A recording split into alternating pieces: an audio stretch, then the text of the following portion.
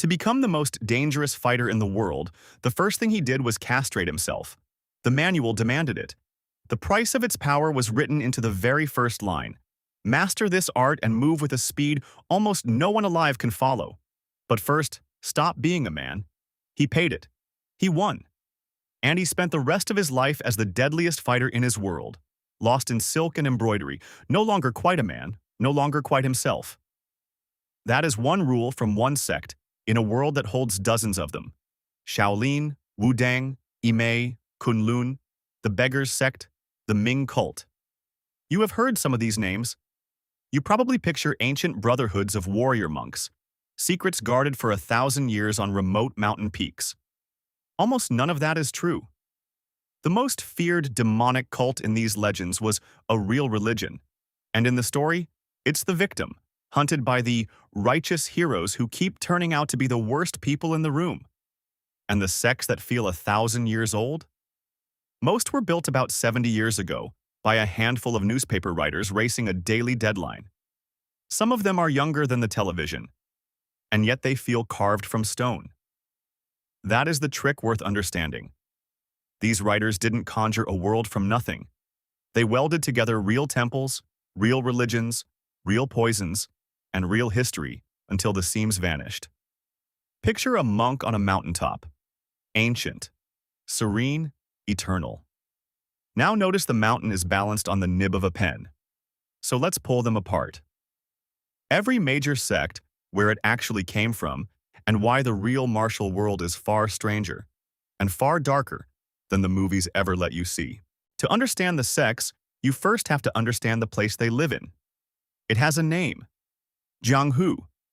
Literally, it means rivers and lakes.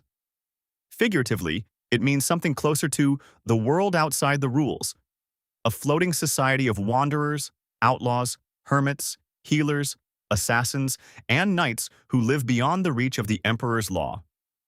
Inside the jianghu sits a tighter circle called the Wulin, the martial forest, the community of martial artists specifically. The word translates almost as a warning, a forest of fighters, where the strong set the terms. The hero of this world has a title too, Sha. It's usually translated as knight-errant, but that undersells it. A Xia is a skilled fighter who follows a personal code of honor rather than the law. Someone who will protect the weak and punish the cruel even when, especially when, the government won't. Put Wu, meaning martial, in front of Xia, and you get Wuxia, the genre itself, martial heroes. Now, the Wulin is not chaos. It organizes itself into sects, in Chinese, pai or men. And every proper sect runs on the same handful of parts. There is a founder, usually half legend. There is a home, almost always a named mountain. There is a lineage of masters and disciples, ranked by generation, who address each other with strict family-style titles: elder brother, younger sister, grandmaster. There is a signature technique, often written down in a single precious manual that the whole plot will eventually revolve around. And there is a side, because the Wulin is split down the middle. On one side, the Zhengpai, the orthodox or righteous sects. On the other, the Zipai, the unorthodox, the heterodox, the so-called demonic cults. In Chinese, they're often just called the white faction and the black faction, righteous and evil, light and dark. Hold on to that split. Almost every Wuxia story is, at its core, an argument about whether that line means anything at all. And the sides aren't only political, they're religious. The orthodox mountain sects map almost exactly onto China's three teachings. Shaolin is Buddhist, Wudang, Quanzhen, Kunlun, Kongtong, Taoist. And running underneath the whole chivalric code, the loyalty and duty and honor that every Xia swears by, sits a thick layer of Confucian ethics. The demonic cults, by contrast, are usually marked as foreign. The Ming cult comes from Persia. The cult of light arrives from outside the Chinese moral order entirely. That pattern is hard to miss, and it points somewhere.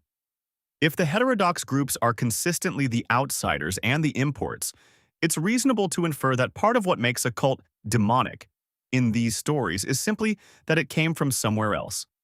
So the white versus black divide is carrying a lot of freight. Righteous versus evil, yes. But underneath, it's also native versus foreign, settled religion versus persecuted sect, the establishment versus the outsider. Which is why, when Jin Yong later flips that divide, you can read it as more than a plot twist. He isn't only swapping the good guys for the bad. He's quietly asking whether foreign and evil were ever really the same thing. Once you notice that demonic so often just means not from here, the whole moral map of Wuxia starts to look less like good against evil and more like us against them. Where did all this come from? The deep roots are genuinely ancient. 2,000 years ago, the historian Sima Qian wrote admiring accounts of real knights-errant. During the Tang dynasty, short fantastical tales called chuanqi, transmissions of the strange, gave us flying assassins and mysterious swordswomen like Nie Yinyang, the prototypes of every wandering hero since. In the Ming dynasty came the great bandit epic Water Margin, with its 108 outlaws bound by brotherhood against a corrupt court. But the dense, named, mapped world of feuding sects, that is recent. And the moment it was born is almost suspiciously specific. We'll get there. First, let's meet the families. Because before you can understand why the orthodox sects are the ones you should distrust, you have to know who they actually are. Start at the top of the mountain, literally. Almost every orthodox sect is named after a real peak, and the most famous of all sites on Mount Song, in Henan province. The Shaolin Temple. Here the fiction and the history press right up against each other, which is exactly why it's so convincing. The real Shaolin monastery was founded in the year 495 under a Northern Wei emperor for an Indian monk named Batuo. Around 527, another Indian monk, Bodhidharma, Damo in Chinese, arrived and became the founding patriarch of Chan, the meditation school the West knows by its Japanese name, Zen. So far, history. Then comes the hinge between fact and legend. There is a real stone tablet still standing at Shaolin, the Shaolin Monastery Stele, that records something startling. That in the early 7th century, a small band of Shaolin monks took sides in a civil war and helped the future emperor Li Shimin, capturing an enemy commander's nephew. When Li Shimin took the throne, he rewarded the temple with land. That stele is one of the few hard pieces of evidence that these pacifist monks really did go to war. Notice what it does and doesn't say. It proves the monks fought. It does not prove they had any special secret martial art. The legend grew in the gap. In Wuxia, that gap becomes an ocean. The fictional Shaolin sect houses 72 supreme arts that no single monk has ever fully mastered. It guards manuals that can cure poison and transform the body. It produces the wandering, sweeping monk, the unremarkable old man quietly tending the library who turns out to be the most powerful fighter alive. Shaolin in fiction is the moral anchor of the entire Wulin, the side everyone claims to respect. Now cross the country to Hubei province and the second great name, Wudang. Here, the relationship to reality flips in a fascinating way. The Wudang Mountains are absolutely real. A sacred Taoist range dotted with temple complexes, many of them built up enormously under the Ming dynasty's Yongle emperor in the early 1400s, partly to give Taoism an imperial showpiece to rival Buddhist Shaolin. Real place, real Taoism, real internal martial arts taught there today like Taijiquan. But the Wudang sect of the novels? It does not exist outside fiction. The man at its center, Zhang Sanfeng, the Taoist immortal said to have invented Tai Chi after watching a snake fight a crane, sits right on the border between a possible historical figure and pure myth. In the novels, he's concrete, a former Shaolin novice who breaks away, founds his own school built on softness instead of force, and trains the 7 heroes of Wudang. His art revolves around Taiji, yielding, redirecting, turning an enemy's strength back on him. This is the single most important rivalry the genre ever invented. And here's the thing. It may be almost entirely an invention. The neat opposition of hard external Buddhist Shaolin versus soft internal Taoist Wudang is far cleaner in the novels than anything historians can actually document on the ground. The two real sites had little to do with each other. The likeliest explanation is the simplest one. Fiction needed a yin to Shaolin's yang, and a sacred Taoist mountain was the perfect-sounding answer. The writers built the rivalry, and the public slowly took it for history. That's the pattern. Watch it repeat. Because around these two giants orbits a whole constellation of mountain sects, and most of them work the same way. Real mountain, invented school. There's a recurring roster fans call the 10 Great Sects, the strongest orthodox schools of the martial world. Beyond Shaolin and Wudang, the regulars include Emei, Huashan, Kunlun, Kongtong, Dongfang, Qingcheng, and sitting slightly apart, the Beggars Sect, which we'll save for last because it breaks every rule. Take Emei, in the misty mountains of Sichuan. In the real world, it's one of the 4 sacred Buddhist mountains of China, a genuine pilgrimage site. In Jin Yong's fiction, the Emei sect is something more pointed. A school of warrior women, founded, in the story, by Wuxia, the spirited daughter of 2 earlier heroes, who wandered the world as a knight-errant and turned her grief and her family's martial legacy into a lineage. Emei becomes the great female sect, led by abbess-like masters, capable of producing both saints and tyrants. Then Huashan, Mount Hua, that knife-edge peak in Shanxi, famous in real life for the most terrifying tourist trail in China. In fiction, the Huashan sect is best known for a civil war inside itself. It splits into 2 factions. The Qi faction, who believe true power comes from cultivating internal energy first, and the Sword faction, who believe it comes from perfecting technique. That argument, substance versus style, inner versus outer, tears the sect apart from within. It's one of the genre's great ideas, because it turns a kung fu school into a debate about how anyone gets good at anything. And it's at Huashan that the orthodox world starts to rot. But that's the turning point, and we're not there yet. Keep moving west. Kunlun sect, named for the vast, half-mythical Kunlun mountains on the western edge of the Chinese imagination. A range so remote that, in the stories, the sect is barely known to the rest of the Wulin until it suddenly produces a master and forces everyone to take it seriously. Kongtong sect, named after the real Kongtong Mountains, famous for a single brutal technique called the 7 Harms Fist, a strike so powerful it injures the person throwing it. 7 internal wounds for every blow. Use it and you damage yourself a little every time. There's a whole philosophy buried in that. Qingcheng, Diankang, more Taoist mountain schools, more named peaks, each with a flavor. Qingcheng, in some stories, is run by a man named Yu Changhai, who massacres an entire household to seize a single sword manual, proof that even a second-tier mountain sect can breed a monster. By now you can feel the machine running. Pick a real sacred mountain. Give it a founder, a manual, a signature move, a rank in the hierarchy, a side in the war. Bolt it onto the others. Repeat until you have a world. There's one more layer to the orthodox side, and it's the most political. Sometimes the sects don't just coexist. They federate. The clearest example is the 5 Mountain Sword Alliance, the spine of the smiling proud wanderer. Take the 5 sacred mountains of Taoism, Mount Song, Mount Tai, Mount Hua, and the 2 Mount Hengs, north and south, and put a sword school on each one. 5 peaks, 5 schools, all specialists in the blade.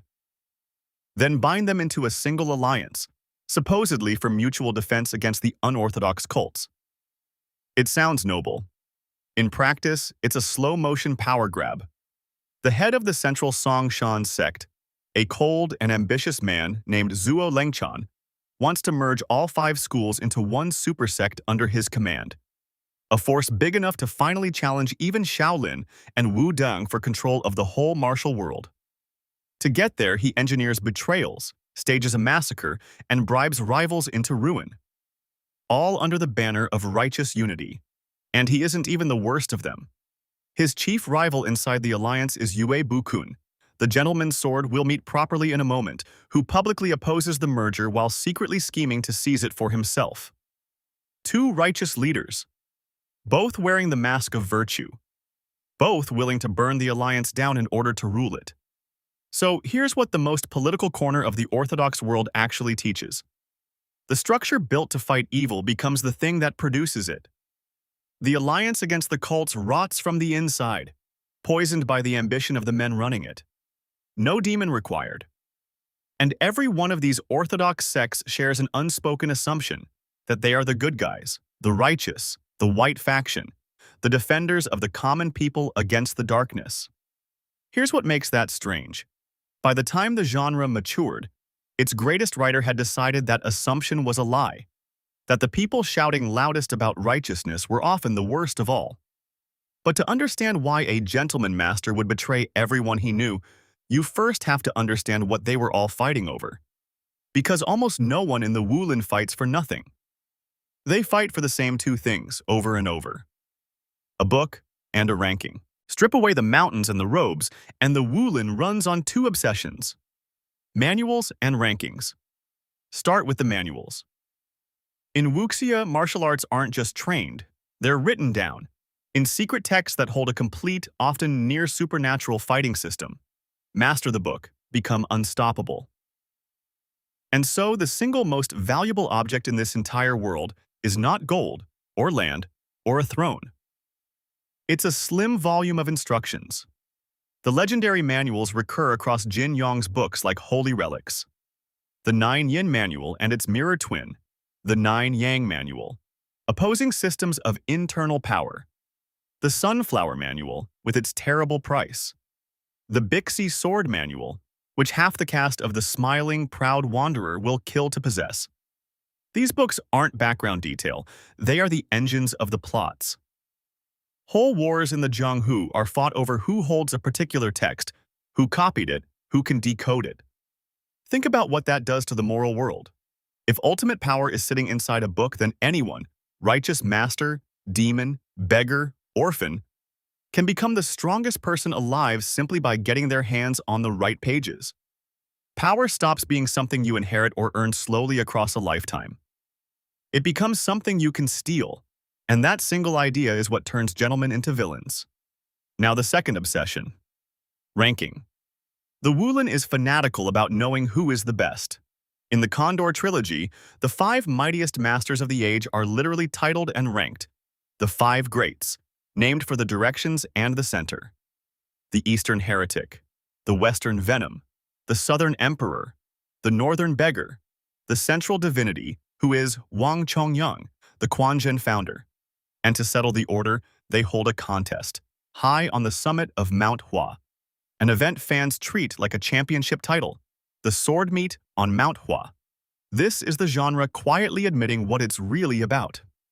Underneath all the philosophy and chivalry, the Wulin is a ladder, and everyone on it wants to climb. The tournaments, the challenge duels, the endless arguing over who would win, it's a status hierarchy as rigid as any imperial court, just enforced with fists instead of titles. And the prize at the very top has its own name. Wulin Mengzhu, the alliance leader of the martial world. The one everyone agrees to follow, the closest thing the lawless jianghu has to a king. Put the two obsessions together, and you get the perpetual motion machine behind nearly every story. A manual surfaces. It promises the power to climb the ranking. Everyone, orthodox and unorthodox alike, converges on it. Alliances form and betray. Masters fall. And the people who shout loudest about virtue are very often the first to close their hands around the book, which is the entire point. In this world, the deadliest force isn't a demonic cult on some distant peak. It's a sacred manual in the grip of a man who calls himself a gentleman. So let's finally cross that line everyone's so afraid of. Let's meet the demons. For most of the genre's history, the line held. White good, black evil. Then Jin Yong picked up the line and bent it until it snapped. Start with the most famous evil cult in all of Wuxia, the Ming Cult. In the Heaven Sword and Dragon Saber, the Ming Cult is the great heterodox power, feared, hated, and known to everyone else by a single sneering name, Mojiao, the demonic cult. They worship fire. They keep to themselves on a remote western peak called Bright Peak. The orthodox sects whisper that they're murderers and devil worshippers. 6 of the great righteous schools, Shaolin, Wudang, Emei, Kunlun, Kongtong, Huashan, actually band together into a holy alliance and march on the cult's mountain to wipe it out. Now here is the detail that should stop you. The Ming Cult is not made up. Its name in Chinese is Ming Jiao, the religion of light, and it is a real religion. It is the Chinese form of Manichaeism, the dualist faith founded by the prophet Mani in 3rd century Persia, which taught that the universe is a war between light and darkness, and that fragments of light are trapped in the material world waiting to be freed. It spread along the Silk Road and reached China in the 7th century. It really did get persecuted by Chinese governments as a dangerous, foreign, seditious sect. And historically, Manichaean and related millenarian groups really were tangled up in the rebellions that helped topple the Mongol Yuan dynasty. The same dynasty Jin Yong's novel is set against. So the demonic cult of the story is built on a real, beautiful, genuinely persecuted faith. The fire they worship is the sacred light of Mani, and Jin Yong gives this cult a structure more disciplined than any monastery. The Ming cult runs like an army. At the top, the leader, flanked by his left and right emissaries. Beneath them, 4 formidable protector kings. Then the cult's main fighting force, 5 divisions named for the 5 elements: metal, wood, water, fire, and earth. Then branch lodges scattered across the country, often disguised as ordinary inns and shops. Its ultimate skill, the heaven and earth great shift, lets a master borrow and redirect an opponent's own force. Its lineage traces back to a holy headquarters in Persia and a set of sacred relics, the Holy Flame Tablets. This is not a den of devil worshippers.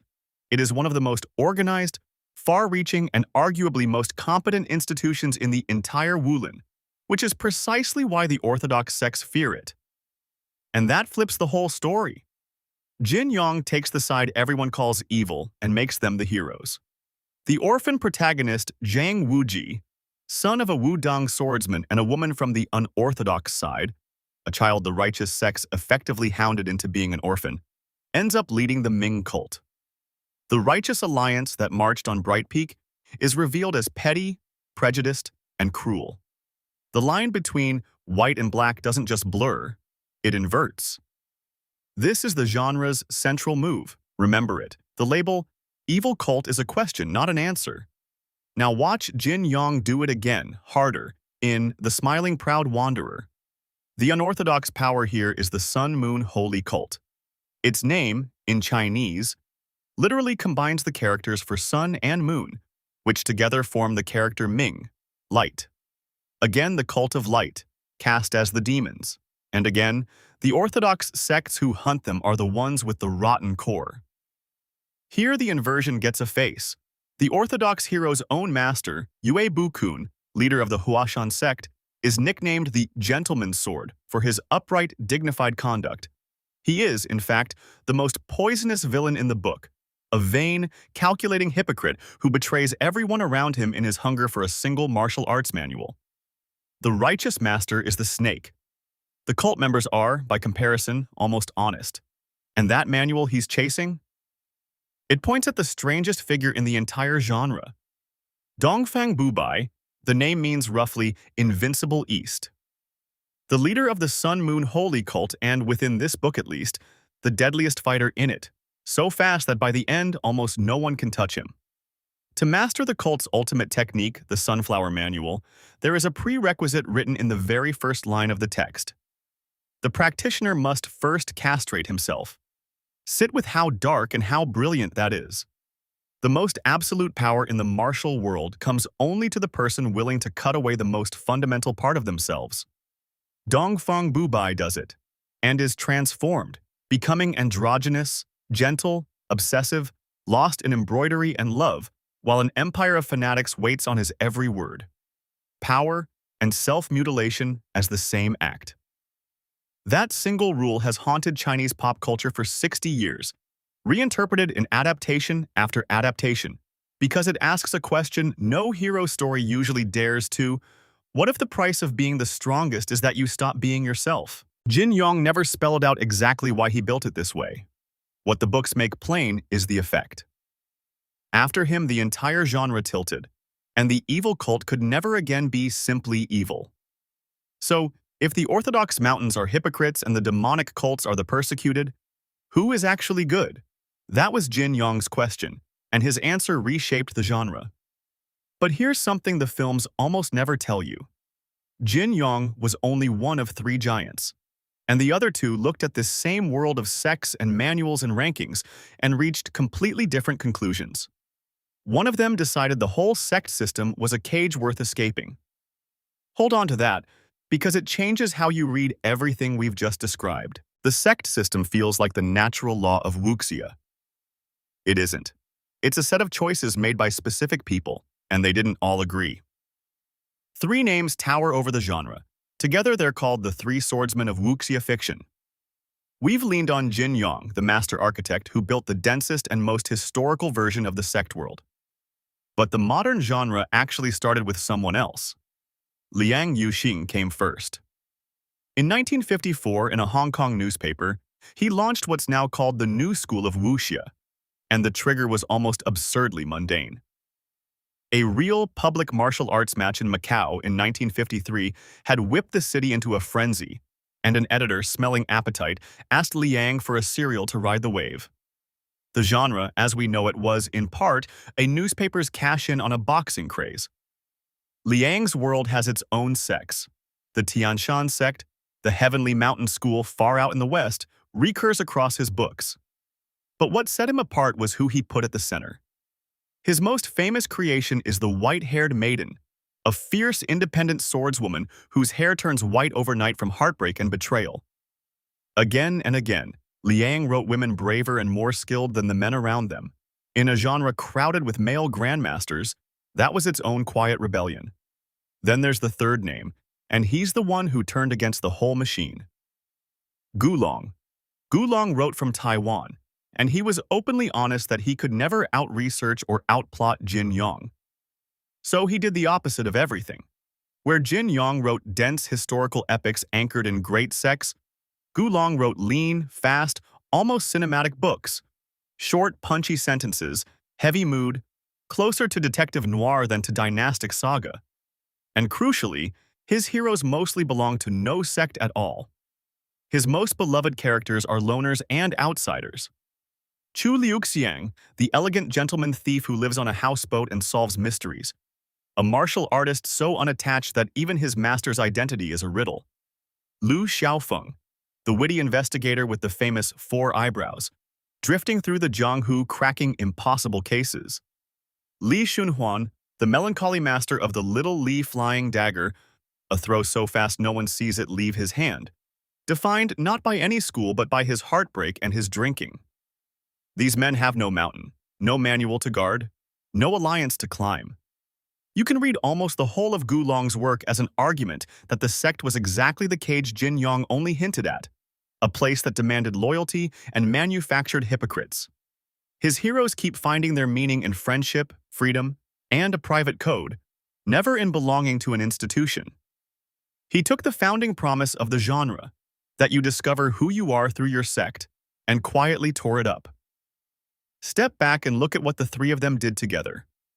Liang Yusheng built the new world and filled it with formidable women. Jin Yong turned it into a vast, historical, morally inverted machine where the righteous are the ones to watch. Gulong looked at the whole thing and let his heroes walk straight out of it. The sect system you imagine as ancient and fixed is really an argument between 3 men, conducted across newspaper columns, about what freedom and honor actually mean. And that argument is exactly why, when Jin Yong wanted to show what real virtue looked like, he didn't put it on a sacred mountain or inside a sacred book. He put it at the very bottom of society, and he made it beg. The Beggars Sect, Gaibong, the Beggars Gang, is the great exception to everything we've described. It has no mountain, it has no temple. Its members are, by definition, the poorest people in China, beggars, vagrants, the homeless, and the cast-out.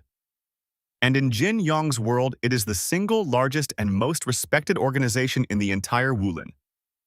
Tens of thousands of members, a network of eyes and ears in every city, the closest thing the jianghu has to a conscience. Look at how Jin Yong built its two signature arts, because it's the welding trick at its finest. The first is a palm technique with a thunderous name, the 18 dragons subduing palms, drawn straight from the hexagrams of the I Ching, the ancient book of changes. Its philosophy is restraint, overwhelming force that always deliberately holds something in reserve.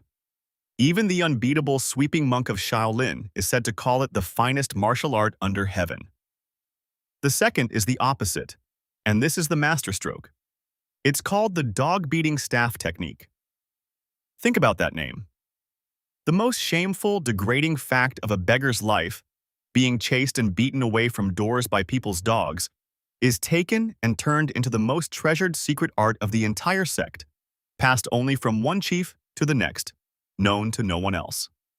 Jin Yong took humiliation and forged it into a crown, and the sect's greatest leader embodies the whole idea. Hong Qigong, the nine-fingered divine beggar, ranks among the 5 mightiest fighters of his age, and he is missing a finger because he cut it off himself, a permanent punishment for once letting his love of food delay him long enough that it cost a life. A man powerful enough to humble emperors, holding himself to a standard so severe he'd maim his own hand to keep it. That's the moral center of the Wulin, not the monastery, not the mountain, the beggar with 9 fingers. If the cults asked, what if evil is misunderstood? The Beggars Sect asks, what if virtue lives at the very bottom? Those two questions, together, are why this fiction outlived its newspapers. But the map isn't quite complete, because alongside the mountain sects and the cults and the guild, there's a fourth category, the family clans. And the most feared of them all never throws a punch, the Tang sect of Sichuan. Unlike the open schools that recruit by talent, the Tang are a blood family. Outsiders are never admitted, and the family rules are said to bind tighter than any sect's code. Their specialty is poison and hidden weapons, concealed darts, poisoned caltrops, mechanical devices that fire death from a sleeve. You don't duel the Tang clan, you die from a scratch you barely felt, your body turning dark as ink. And here's the welding again. The Tang sect feels ancient, but its trail in print is short and traceable.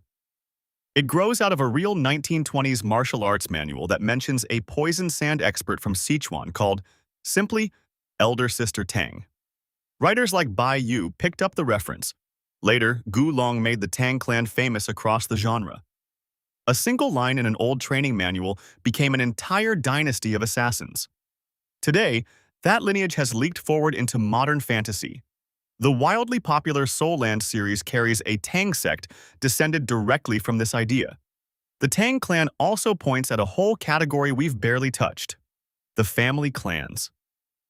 Unlike the open schools, which recruit by talent and treat disciples as a second family, a clan is literally a bloodline. Its art a closely held inheritance, its loyalty owed by birth. Wuxia fiction often gathers these into a recurring roster of 5 great clans, with the poison-wielding Tang of Sichuan the most feared of them all. Where the mountain sects are about belief, Buddhist, Taoist, the cult of light, the clans are about blood. 2 completely different theories of where power and loyalty come from, sharing the same map. There's one more sect worth meeting because it's the most private in the entire tradition, the ancient tomb sect. Founded in the story by a heartbroken woman named Lin Chaoying, it is based literally inside a tomb in the Jiangnan Mountains, built next to the Quanzhen sect by a woman who loved Quanzhen's founder and could never have him. Its most famous member, the pale, ethereal Xiaolongnu, grows up in that tomb, sleeping on a rope, raised entirely apart from the world. A sect founded on grief, hidden underground, defined by a love that didn't happen. Even here, in the most fantastical corner, there's a real anchor. The Quanzhen sect it sits beside was a genuine Taoist school, founded by the real 12th century master Wang Chongyang, whose 7 disciples were real historical figures. And the jianghu wasn't made only of fighters and feuds. It had an economy, and here the fiction borrows from real history yet again. Crisscrossing the Wuxia world are the escort agencies, the biaoju, armed companies hired to guard silver, cargo, and travelers along bandit-infested roads. They're a constant fixture of the stories, the working-class day job of the martial world. And they were real. In the Ming and Qing dynasties, professional armed escort firms genuinely existed, moving valuables across a vast country with no police force and dangerous highways. The novels simply took a real profession and turned it into a stage for ambushes and duels. Whole plots are built on them. The caravan that gets robbed on a mountain road. The escort family hunted because a priceless sword manual is hidden somewhere in their home. That's the trick one more time. A real religion becomes a cult. A real temple becomes a sect. A real bodyguard business becomes the backdrop for 1,000 fights. Almost nothing in the Wuling is invented from scratch. It's the real China, turned up to 10. So look at what we've actually got. Buddhist monastery sects, Taoist mountain sects, persecuted cults of light. A guild of beggars, family clans of poisoners, a school built inside a grave. Dozens of them, mapped across real China, ranked, allied, feuding. A complete invisible civilization layered on top of the real one. And it leaked out. That's the part people miss. The vocabulary escaped the books. Jianghu is now an everyday Chinese word for any cutthroat professional world. There's a jianghu of business, of politics, of the internet. The whole righteous sect versus demonic cult framework became a lens people use, half-jokingly, to describe office rivalries and online factions. An entire newer genre, xiangxia, the cultivation fantasy now flooding global web novel sites and streaming, descends directly from this template, just with immortals and flying swords bolted on. And the structure didn't just survive in stories, it became a game mechanic. Open almost any Chinese martial arts video game or role-playing app, and the first thing it asks is which sect you'll join. Shaolin or Wudang, Emei or Tang, each with its own signature skills to unlock. The whole taxonomy those newspaper writers assembled became a character creation screen. Pick your mountain. Choose your manual. Climb the ranking. The fiction turned into an interface that millions of people now click through without ever knowing where it came from. And the most famous leak of all crossed an ocean and a genre entirely. In the 1990s, a group of rappers from Staten Island, New York, watched dubbed Hong Kong kung fu films, fell in love with the mystique of one fictional sect, and named themselves after it. The Wu-Tang Clan. One of the most influential hip-hop groups in history is named indirectly after a Taoist mountain in Hubei, by way of a martial arts world that newspaper writers invented a few decades earlier. The fiction became so real, it could rename people who'd never read a word of it. That's the legacy. Not a building, a vocabulary, a worldview, and a map of an imaginary country so detailed that real people now live inside parts of it. So go back to the beginning, to the monk on the mountain, balanced on the nib of a pen. The sects of Wuxia feel 1,000 years old. Most of the system is about 70. It was assembled in a remarkable burst by a few writers in post-war Hong Kong. Liang Yusheng, who started it. Jin Yong, who perfected it. Gu Long, who broke it open in his own direction. The thing that makes their invention feel ancient is that it isn't quite an invention. It's a reassembly. Real Shaolin. Real Wudang mountains. Real Manichaeism. A real line in a real poison manual. Real beggars, real grief, real persecuted faiths, all of it cut apart and welded into a single, gleaming, impossible machine. The orthodox sects told everyone they were the light. The greatest of these writers spent his career arguing the opposite, that the people calling themselves righteous were often the cruelest in the room, and that the cult they called demonic was just a faith that lost. That's not a story about kung fu. That's a story about how labels work, about who gets to be called good. Here's the question I keep coming back to, and I'd like yours. Jin Yong looked at the neat division of righteous and demonic and decided it was a lie, that the cults were the victims and the orthodox alliance were the real villains. Some readers think that's the truest thing the genre ever said. Others think he simply flipped the cliché and called it wisdom. So where do you land? Was the inversion a deeper truth or just a more flattering cliché? Make your case below. The most interesting argument is the one I haven't thought of. If maps of invented worlds and the real history hiding inside them are your thing, there's a lot more of that here, and you're welcome to stick around for it.